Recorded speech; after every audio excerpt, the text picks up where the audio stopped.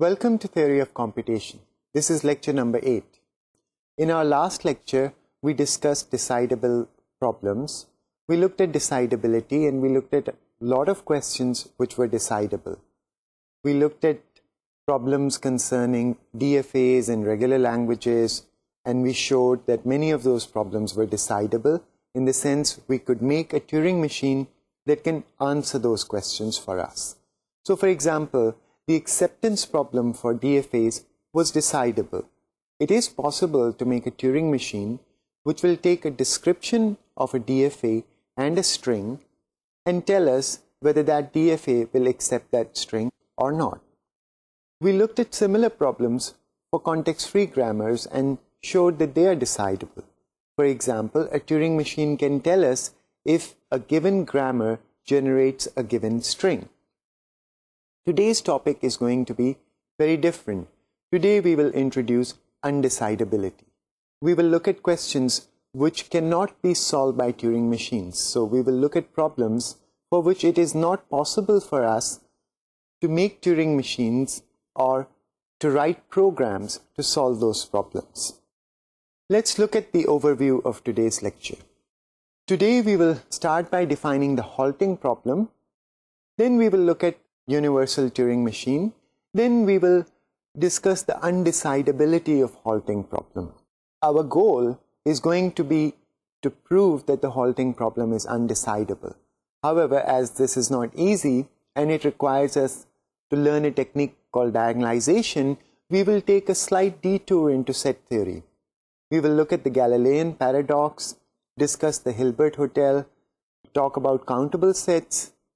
Then we will talk about very important technique called counter-diagonalization. And in the end, we will come to the undecidability of the halting problem. Let's start by describing what the halting problem is. Remember, the acceptance problem for the DFA was, given a DFA and a string, does that given DNA accept that string W? Similarly, the acceptance problem for Turing machines, which is also sometimes called the halting problem, or at least our book refers to it as the halting problem, it's defined as follows.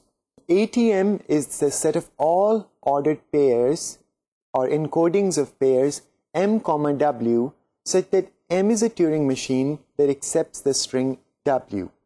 This is called the acceptance problem for Turing machines or the halting problem. So let's look at this problem a little more carefully. We will be given an input which will be an encoding of a Turing machine and a string W. And we have to decide whether M accepts this string W or not. Actually, what we have to do is we have to try to design a Turing machine which will accept exactly this language. Our first observation is going to be that this language is Turing recognizable. Remember that a language is Turing recognizable if you can find a Turing machine whose language is that language. So if we will be able to find a Turing machine that accepts exactly the strings that are in ATM. However, when we are talking about Turing recognizability, we are not saying we have to have a decider. If strings do not belong to ATM, our Turing machine may never halt. Let's look at a description of this Turing machine. In fact, let's look at a very high-level description of this Turing machine. The first theorem that we will prove is ATM is Turing recognizable. How do we prove that? Is by giving a description of a Turing machine that will accept this language. Here is a description of this Turing machine. On input M, W, the Turing machine U will simulate M on W. If M accepts W, then the Turing machine U will accept. This is a very high-level description of this Turing machine U. Well, by now you should be able to convert this description into an implementation level description. But let me do it for you. How would you simulate the Turing machine M on W? Let's say you use several tapes. Let's say it gets the input m comma w, actually an encoding of m comma w. It copies down the description of m onto one tape. Then it copies down the string w, or it copies down the initial configuration of m on w onto another tape. Every time it has to simulate a move of the Turing machine m, it goes and makes one pass on the tape where it has kept the current configuration. It figures out what symbol is currently being read by the machine m. Then it consults its other tape where it has the description of m and therefore the transition function for m, and finds out what it should do, what changes it should make into the configuration. Then it makes one more pass over the tape on which it has stored the configuration and makes the appropriate changes. Thus, by making two passes over the tape where it has stored the current configuration of m, it can simulate m. If m ever reaches an accept state, then u goes into an accept state. So this is a very detailed description of this Turing machine U. U is called the universal Turing machine. Well, why is it called the universal Turing machine? If we think hard about it, suppose we were able to build this universal Turing machine U, then we will never have to build any more Turing machines.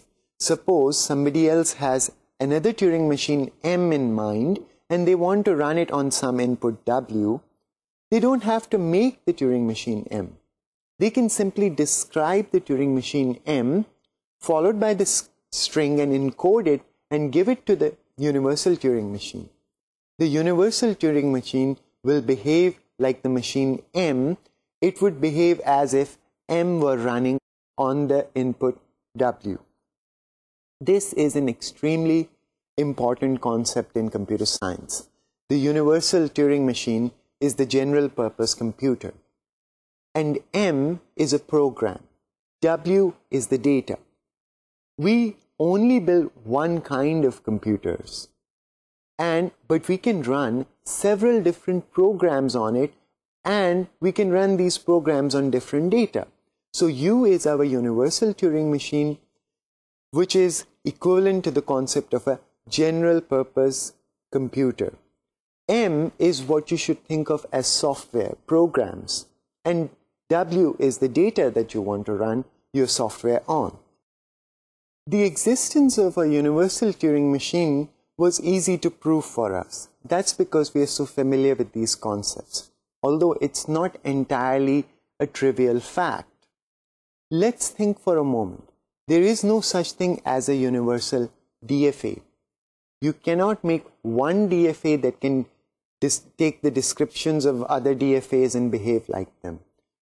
There is no such thing as a universal PDA.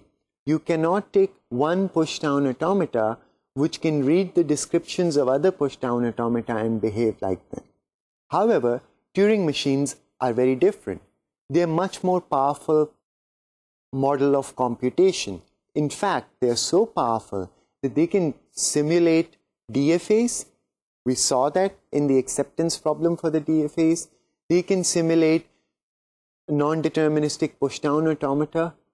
They can also simulate other Turing machines. So the existence of universal Turing machines is a completely spectacular fact, although it looks very simple to us once we have understood it.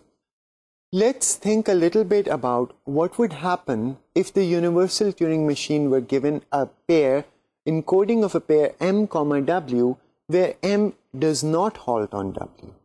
Well, the universal Turing machine will also compute forever, because all it is doing is simulating the behavior of Turing machine M on W. Therefore, the universal Turing machine U is a recognizer. It is not a decider. It does not halt on all inputs. It's very easy to design a Turing machine M that doesn't halt on a string W. When we give this encoding of this Turing machine M and W to the universal Turing machine, the universal Turing machine will go into an infinite computation because m goes on an infinite computation on the string w. Here now we can ask a very important and interesting question. Is the language ATM decidable? What are we asking for? We're saying, can we make a Turing machine H that would tell us whether a string belongs to ATM and halts on all inputs? Let's have a close look at what we are asking for. We are asking if there is a decider H such that H will accept m, w if m accepts w, and H will reject m, w if m does not accept w. Note that H has to halt on all inputs. So H has to halt even if m does not halt on w. The universal Turing machine, when it's given the encoding of m and w, accepts if m accepts w. Of course, it rejects when m rejects w, and it loops forever if m loops forever on w. What we are now demanding is something more sophisticated than that. We want a new Turing machine H, which is a decider, which will accept m, w if m accepts w, and it will reject m, w if m rejects w or if m loops forever on w. The halting problem is undecidable. Our goal is going to be to prove this fact that the halting problem cannot be solved. Well, you should have guessed that the halting problem cannot be solved, or at least has not been solved yet, because when you write a program which has an endless loop and you run it on your computer also computes forever. It does not tell you that your program has an endless loop and you should not be running it. The halting problem amounts to solving the question or coming up with a system which will be able to analyze your program and tell you, don't run it, it has an infinite loop in it. So we will see later that this problem is undecidable. In order to prove that the halting problem is undecidable, we will have to develop a technique called diagonalization. The technique of diagonalization comes from set theory, and it's extremely old. We will have to understand this technique and then apply it to our halting problem in order to prove that it is undecidable.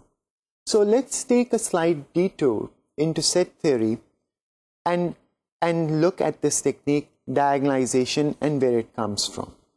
The technique of diagonalization was developed by Cantor.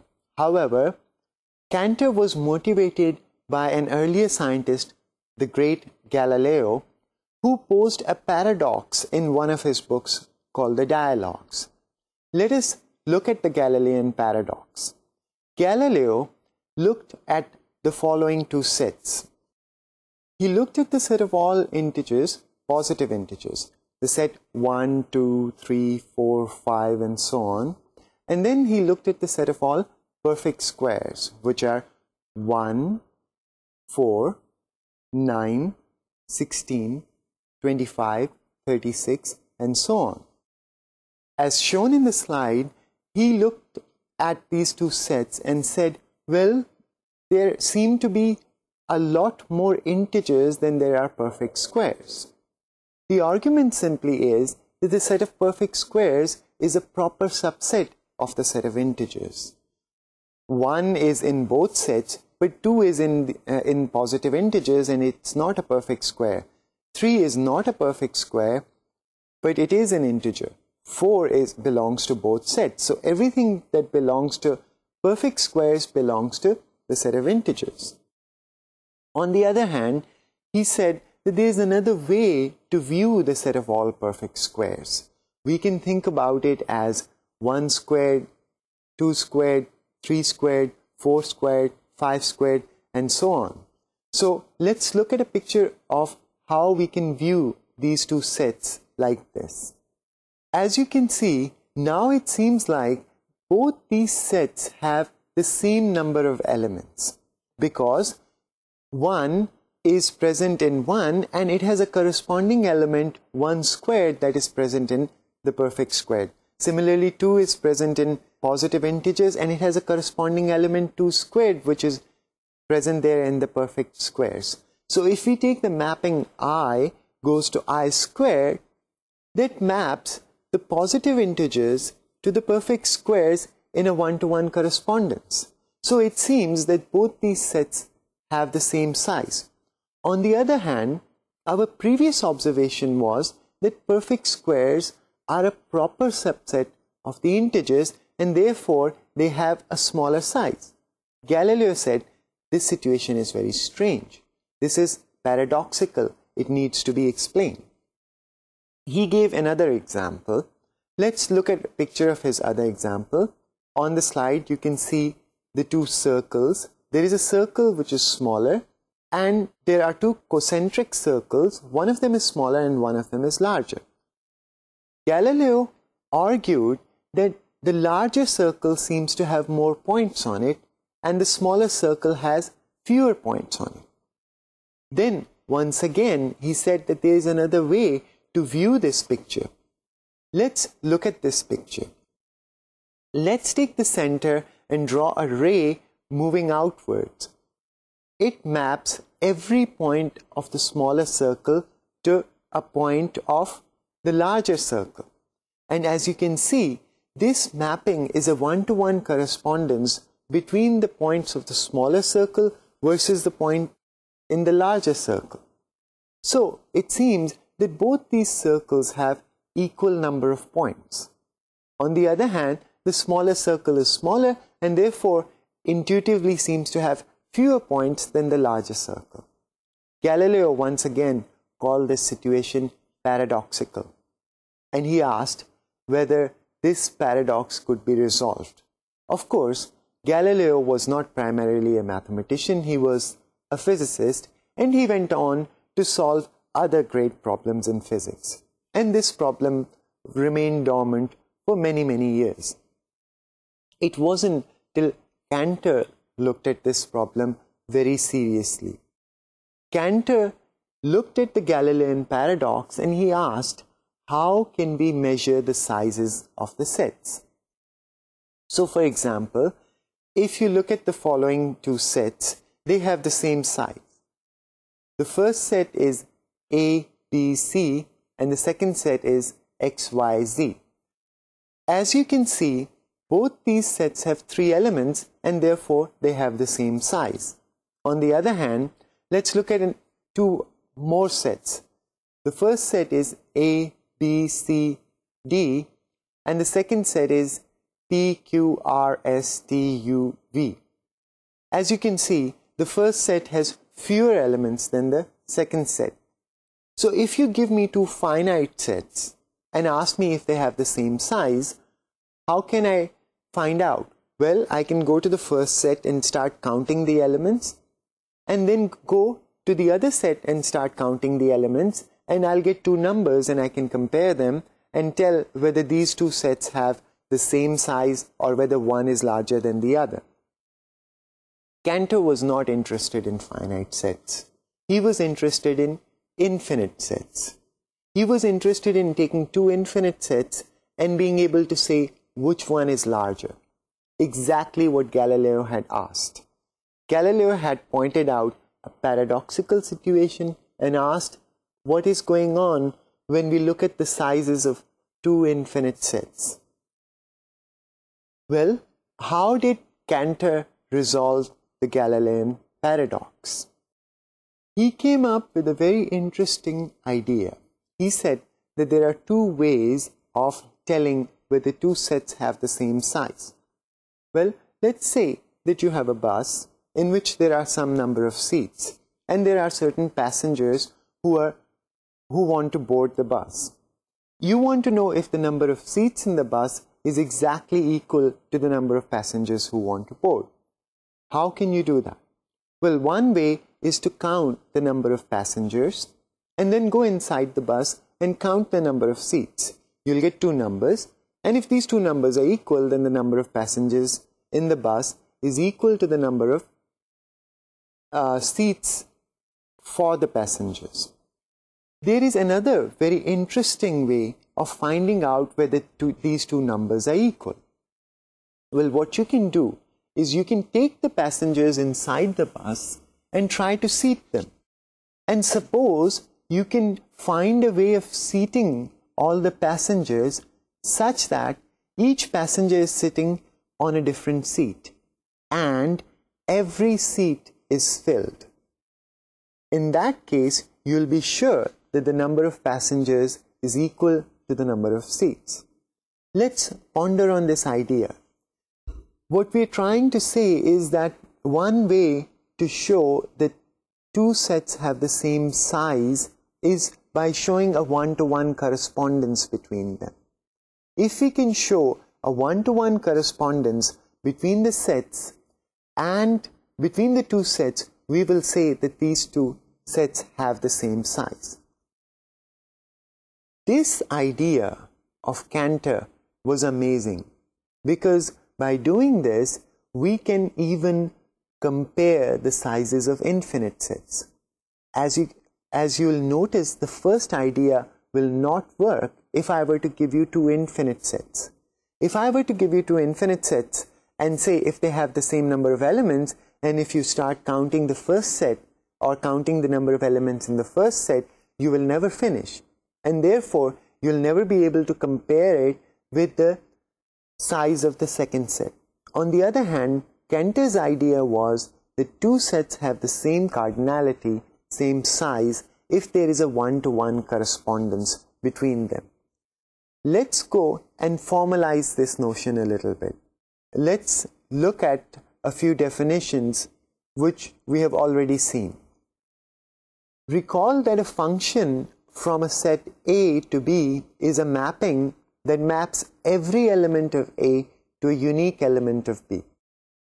A function is called one-to-one if f of A is not equal to f of B whenever A is not equal to B. The function f is called onto if for every B you can find A such that f of A is equal to B. If a function is one-to-one and onto, we will call it a correspondence.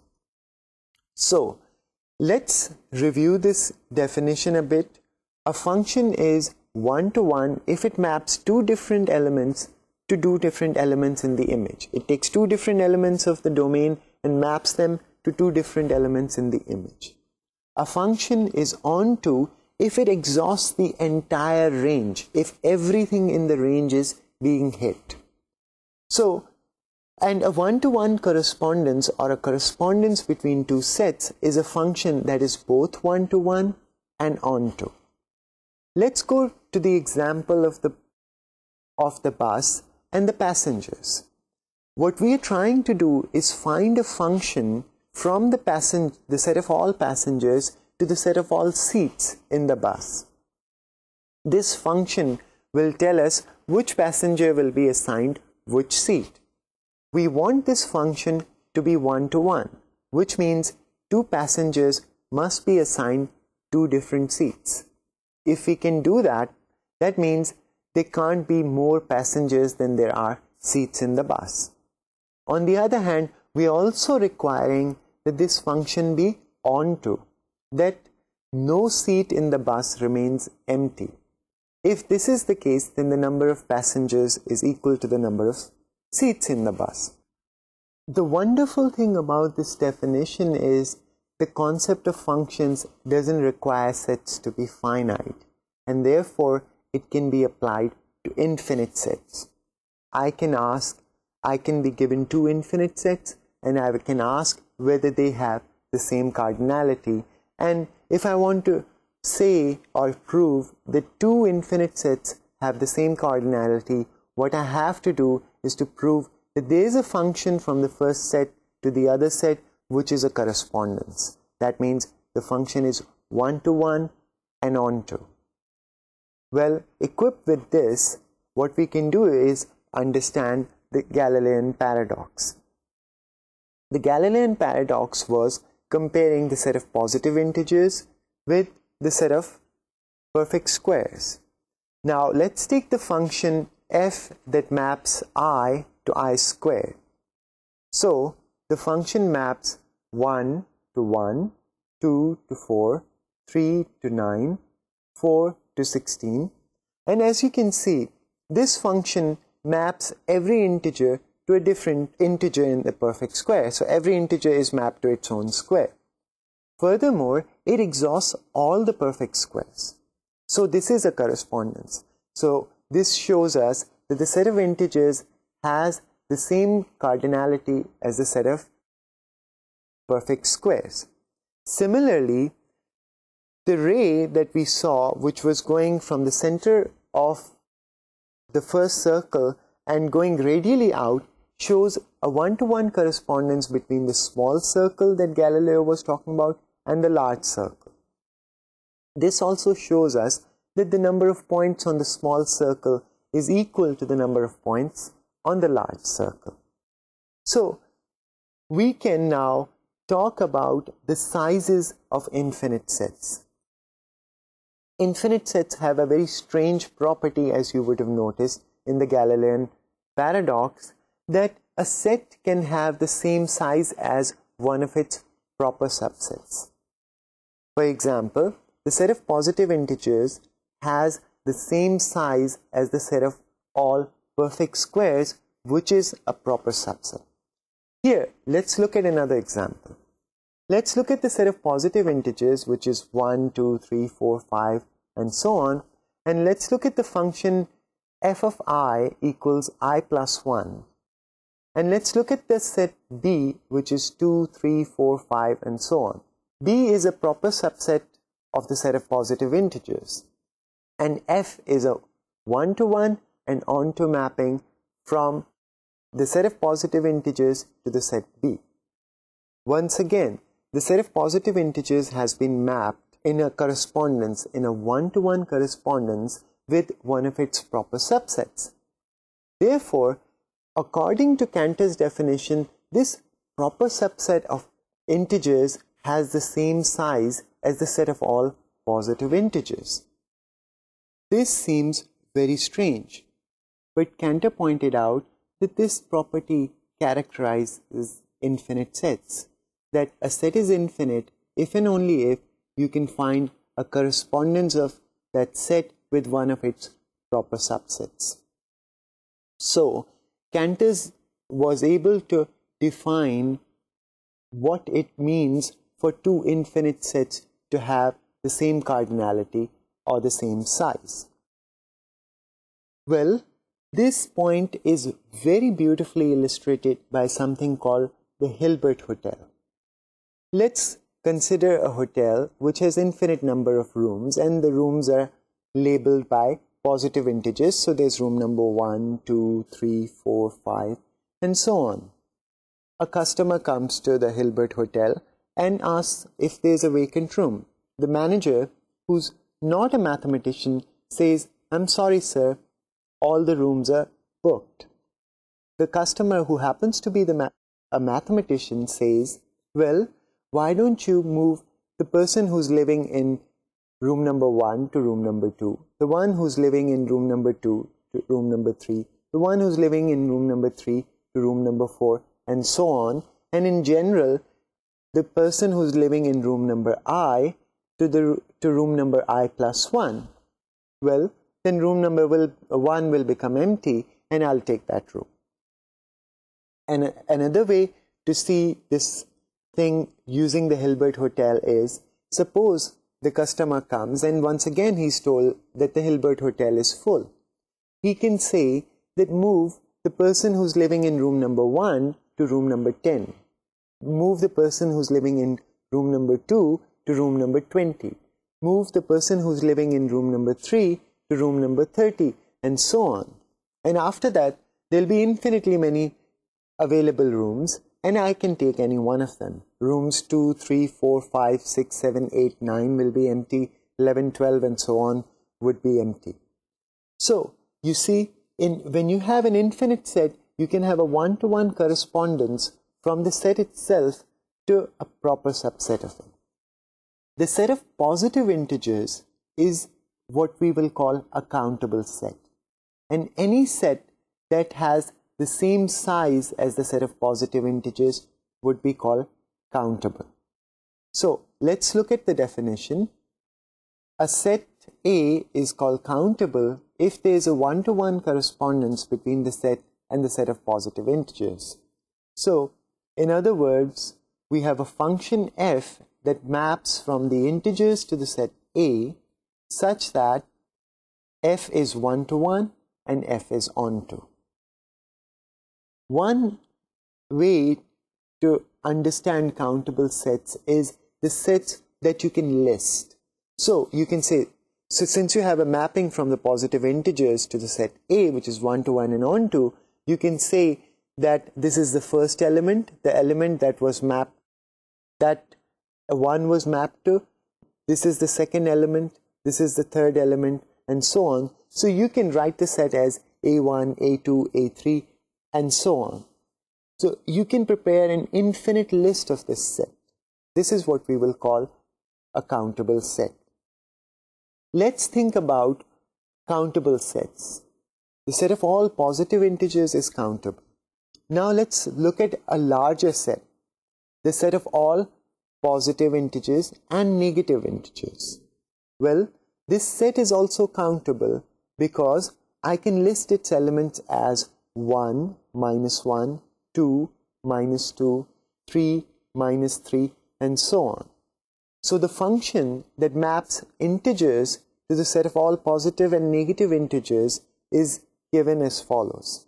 F of I is equal to I over 2 if I is even, and minus I plus 1 over 2 if I is odd. This function is easily seen to be one-to-one and onto. This shows us that the set of all positive and negative integers is also countable. Now let's look at a slightly more complicated example. Let's look at the set of all ordered pairs of positive integers. Let's look at the picture of this set. As you can see, this set is given by an infinite matrix or an infinite table. On the first row you have all the elements in which the first component is 1, so you have 1, 2, 1, 1, followed by 1, 2, followed by 1, 3, followed by 1, 4, and so on. In the second row you have 2, 1, 2, 2, 2, 3, and so on. In the third set you have 3, 1, 3, 2, 3, 3, and so on. If you look at this set, this seems to be a larger set than the set of integers, and it seems because it seems to be an infinite matrix which is infinite in both directions. It goes off to infinity, it has an infinite number of columns, and it has infinite number of rows. So on the surface it may seem that this set does not have the same cardinality as the set of positive integers, or it may seem that this set is uncountable. However, that is not the case. We can still find a one-to-one correspondence between the set of integers and the set of all ordered pairs of integers. This correspondence is given in the following figure. The first element 1 will be mapped to 1, 1. The trick now is to map the second element to 2, 1 and go on the diagonal. So the third element 3 would be mapped to 1, 2. The fourth element would be mapped to 3, 1. The fifth element would be mapped to 2, 2. And the sixth element would be mapped to 3, 3, and so on. So we go off on the diagonals. So if you have an infinite matrix and you start writing down its entries, like in this order, you will eventually prepare a list, a one-dimensional list, which will have all the entries of that infinite matrix. And this would be a one-to-one correspondence between all the elements of this infinite matrix with the positive integers. This shows us that the set of all ordered pairs of positive integers is also countable. Well, what about the set of all rational numbers? Or let's look at the set of all positive rational numbers. That's a very large set. As you know, between any two integers, you have infinitely many rational numbers. So that set on the surface seems to be a very, very large set, and it seems unlikely that this set is countable. However, as you know, every rational can be written in the form a over b, where a is a positive integer and b is a positive integer which is not 0. Therefore, what we can do is we can take an infinite matrix and write down the set of all positive integers in it as follows. The first row will have the rational numbers 1 over 1, 1 over 2, 1 over 3, 1 over 4, 1 over 5, and so on. The second row will have 2 over 1, 2 over 2, 2 over 3, 2 over 4, and so on. The third row will have 3 over 1, 3 over 2, 3 over 3, and so on. Of course, we will get some repeats. Now, if we delete the repeats from this matrix will contain the set of all rationals. Once we look at it this way, we realize that this set is also countable because we can use our previous trick to map the set of all positive integers onto this matrix in a one-to-one and onto fashion. We pick up the first element and then go on the diagonals like that. And this would be a function which will show us that the set of all positive integers is in one-to-one correspondence with the set of all rationals. This is very strange. It seems like every infinite set will be countable. However, that's not the case. Cantor showed the set of all real numbers is not countable. Let's look at this argument, because this argument is extremely important and delicate, and it uses the technique that we want to learn, the technique of diagonalization. What are we trying to do? We're trying to prove the set of all real numbers is not countable. In other words, we are claiming that there is no way to map the positive integers in a one-to-one correspondence with the real numbers. We are claiming that there is no function that maps the positive integers to real numbers which is both one-to-one and onto. Intuitively, what we're trying to say is that there are many real numbers and very few positive integers. So these are two different grades of infinity, two different levels of infinity. The positive integers being smaller level of infinity, and a countable set, and real numbers being a higher level of infinity, which is an uncountable set. How can we prove such a thing? Well, the proof uses a technique called proof by contradiction. What we will do is we will show that given any function which maps from positive integers to reals, there is one real number that it always misses. So let's suppose we have a function which maps natural numbers to the reals. This function is going to map f of 1 to some real number. Let's say it maps f of 1, for example, to pi. It's going to map f of 2 to some other real number, and so on and so forth. So we can write down f of 1, f of 2, f of 3, and so on, all these numbers. What we want to prove is when we make this list, there is at least one real number that's missing. How do we do that? We will construct that real number by looking at this list. Let's look at an example. So f of 1 is pi, so it's given by 3.14159. F of 2 is 55.55555. F of 3 is 0.12345. F of 4 is 0.50000, and so on. How will we construct this x which is not present in this list? Well, we'll make sure that this new real number x is different from all of these by making sure that it's different from the first one in the first digit after the decimal, that it's different from the second one in the second digit after the decimal, that it's different from the third number in the third digit after the decimal, and so on and so forth, and therefore it will be different from every number in this list. Let's look at the construction for this particular example. Since the first digit after the decimal of the first number was 1, we can take the first digit of x to be anything, so let's take it to be 4. Similarly, the second digit of the second number was a 5, so we can take the second digit of x to be anything other than a 5. Let's look at the example in a slightly more detailed way. Here I have taken the first digit of x to be 4, which is different from the first digit of the first number, which is 1. The second digit of x to be 6, which is different from the second digit of the second number in the list. The third digit to be 4, which is different from the third digit of the third number in the list. And the fourth digit to be 1, which is different from the fourth digit of the fourth number in the list. What we have done is constructed a number x, which is different from every number in the list in at least one digit. Furthermore, what we can do is we can make sure that we never use the digit 0 or 9 in this process. As you know, once we have a particular digit, it would be, say, 5. We want to choose a digit which is different from 5, and we have 9 choices for it, and we will never choose the digit 0 or 9 for it.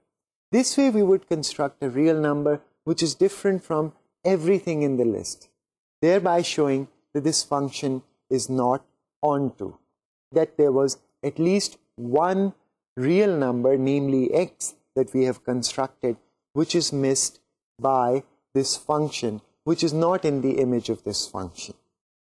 Let's look at another example of counter-diagonalization. Let's consider this set S, which consists of a set of all infinite 0-1 sequences. One thing important to understand is this set is very different from sigma star. Sigma star is the set of all 0-1 sequences that are finite. Every string that you look at in 0-1 star eventually ends. It has a finite length.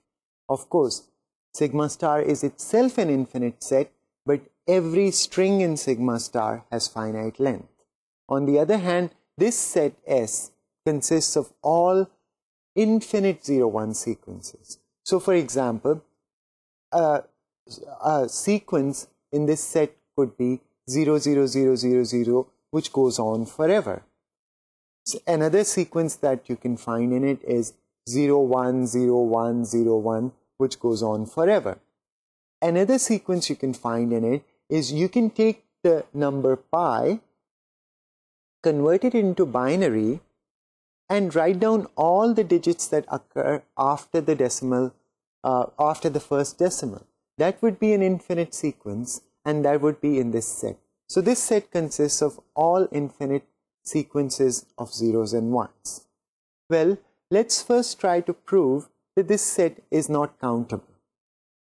What does that mean? We want to show that there is no function from the natural numbers to this set S which is 1 to 1 and on to. Suppose, let's take a function f from the natural numbers to this set f, to this set S.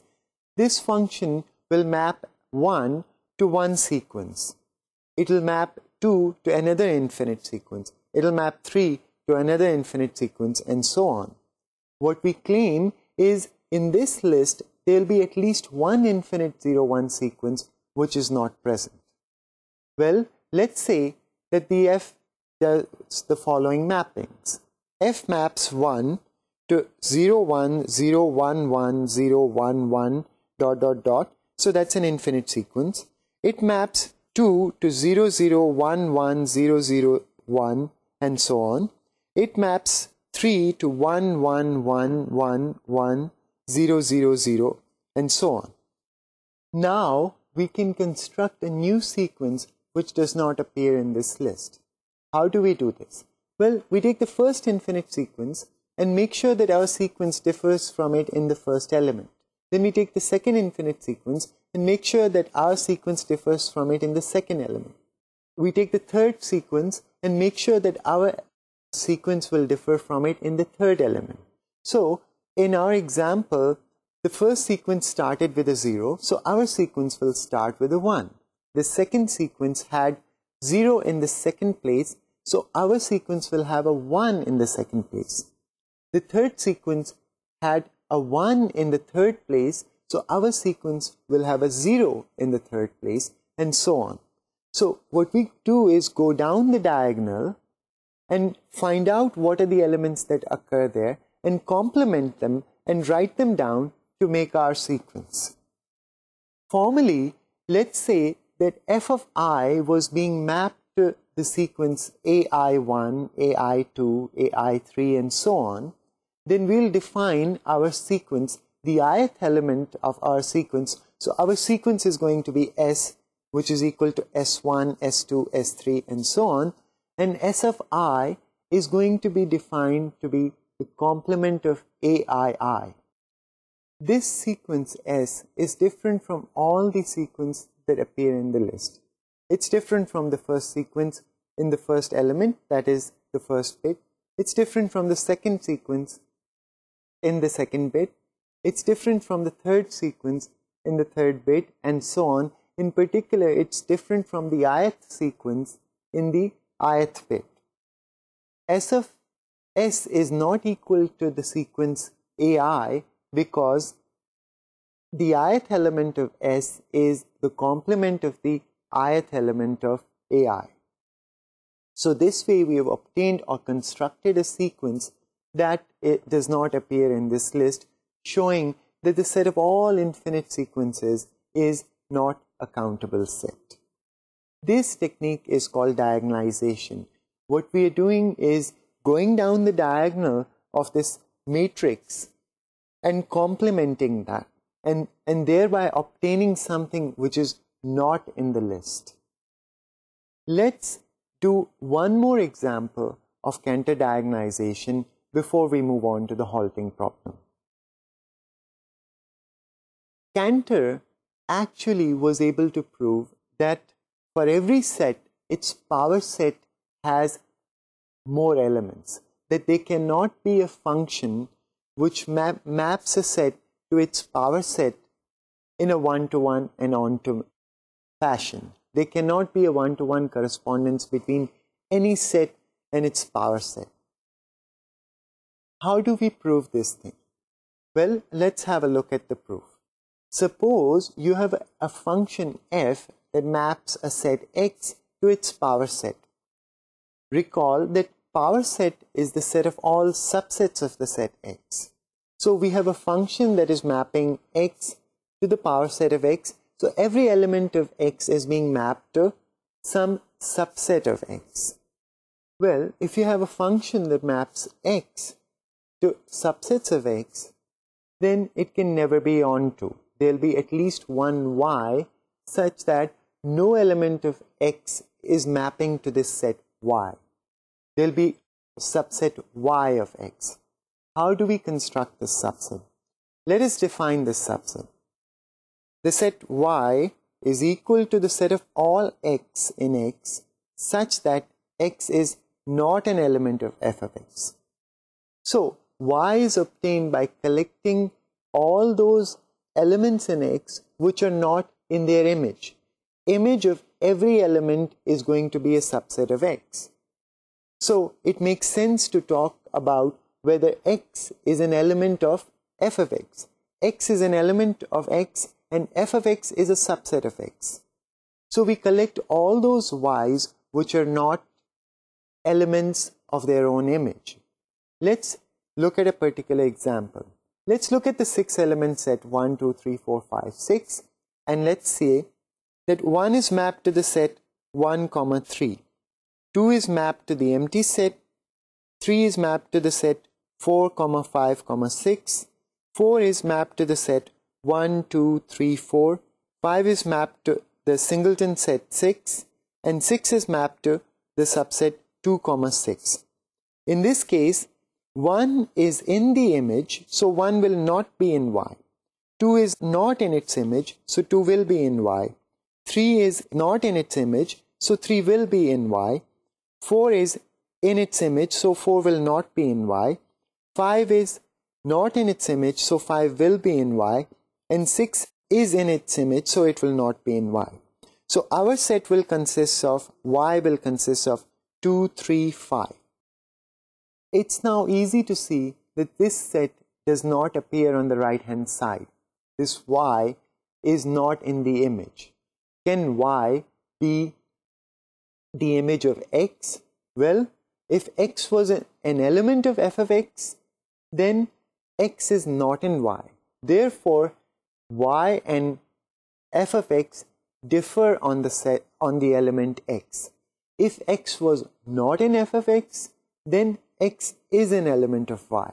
And once again, Y and f of X differ on the element X.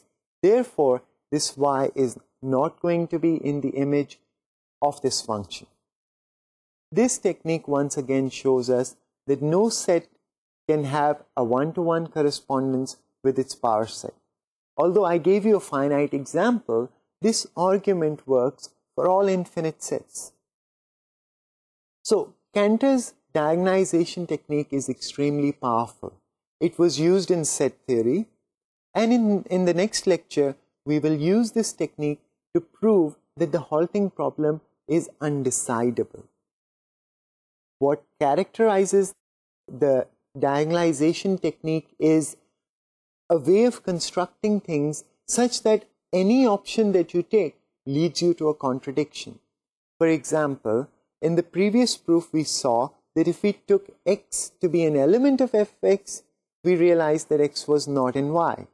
So, f of X could not equal Y. On the other hand, if we took X not to be an element of f of X, then X was an element of Y, and therefore f of X could not equal to Y. This technique will be used in the next lecture to show that the halting problem is undecidable. Well, I'll see you in the next lecture. Thank you and goodbye.